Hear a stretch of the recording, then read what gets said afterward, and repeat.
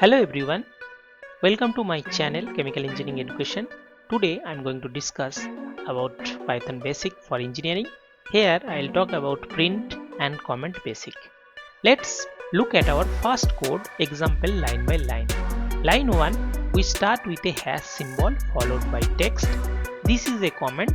Python completely ignored this line. It is a note for human explaining what the code does.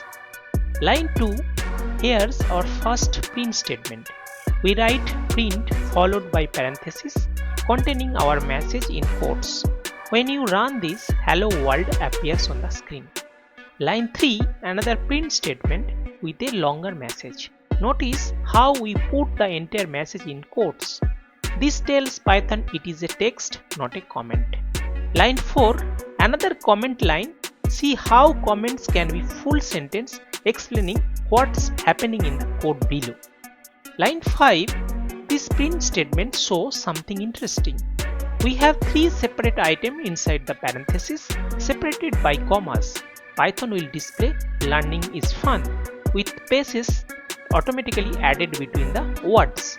Line 6, here is a comment explaining the purpose of the put comments. Always explain why you are doing something, not just what you are doing. Line 7, another print statement with a simple message. Each print statement creates a new line of output. Line 8, this comment is placed at the end of the line after our code.